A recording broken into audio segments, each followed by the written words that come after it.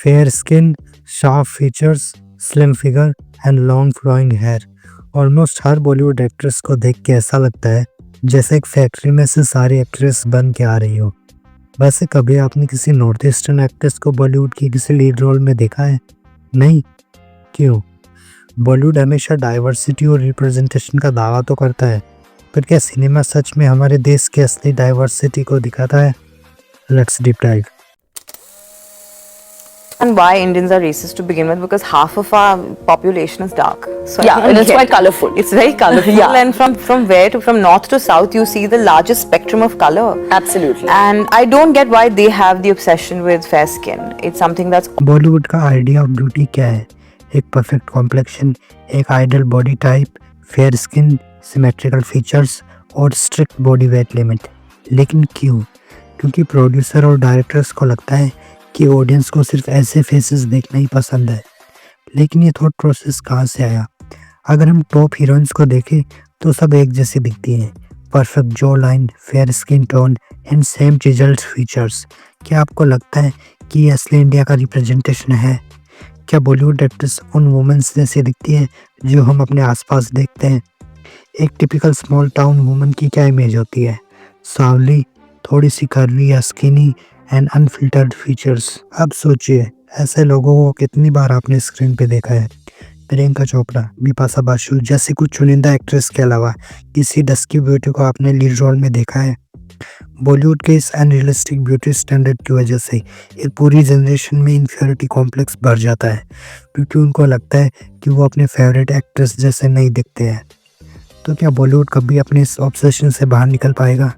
क्या कभी एक एक्ट्रेस को नेचुरल लुक्स के साथ एक्सेप्ट किया जाएगा, या फिर हम हमेशा परफेक्ट इल्यूजन के पीछे भागते रहेंगे?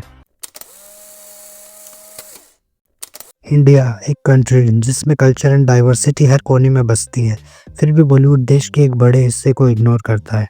बॉलीवुड के लिए नॉर्थ ईस्टर्न स्टेट्स जैसे नागालैंड, मणिपुर, मिजोरम एक्सेट्रा जैसे एग्जिस्ट नहीं करते हैं।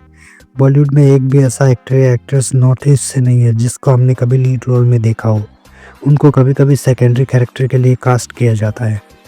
एंड बात सिर्फ नॉर्थ ईस्टर्न रीजन्स की नहीं है। स्किन टोन को देखें तो एक ऐसा देश जहाँ मेजॉरिटी डस्की स्किन टोन है, वहाँ बॉलीवुड में कोई भी ब्राउन या डार्क स्किन टोन एक्ट्रेस नहीं है। जो ब्राउन या डार्क होती भी है, उनका भी स्किन टोन मैजिकली चेंज हो जाता है। एंड जब किसी मूवी में डार्क स्किन टोन कैरेक्टर की नीड होती है तो फेयर एक्ट्रेस को डार्क बनाया जाता है। बॉलीवुड का एक इन्फ्लुएंस है सोसाइटी पे, जो सोसाइटी के नॉर्म्स सेट करता है, पर वो अपने बायसेस नहीं तोड़ता।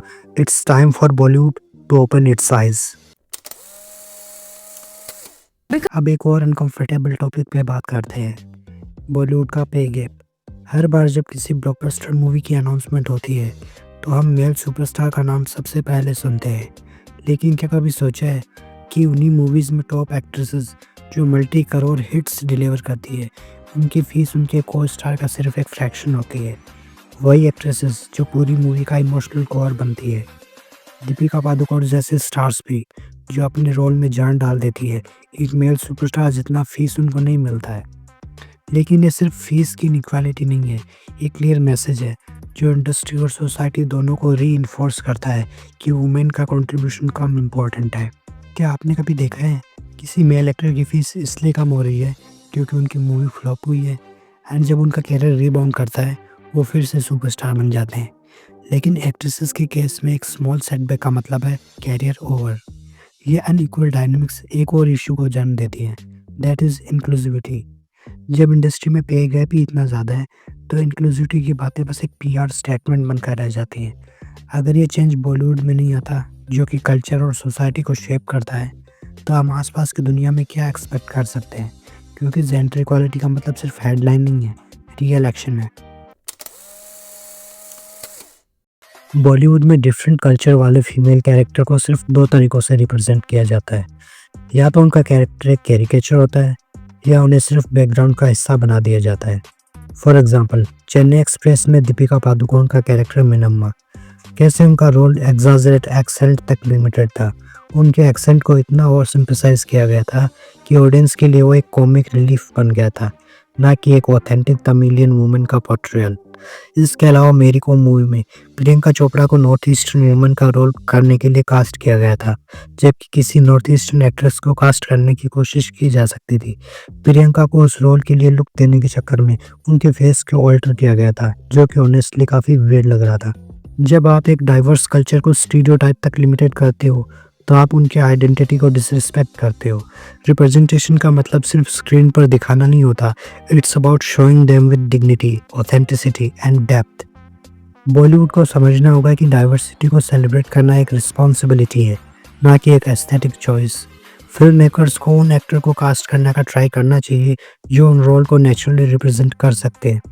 आखिर में रिप्रेजेंटेशन सिर्फ एक चेकबॉक्स नहीं है, इट्स अबाउट इंश्योरिंग कि हर कल्चर की स्टोरी सुनाई जाए उनके रिस्पेक्ट के साथ। So yeah, that was the video guys. If you enjoyed the video, please like this video, share with your friends and don't forget to subscribe. I'll see you in the next video. Till then take care and bye.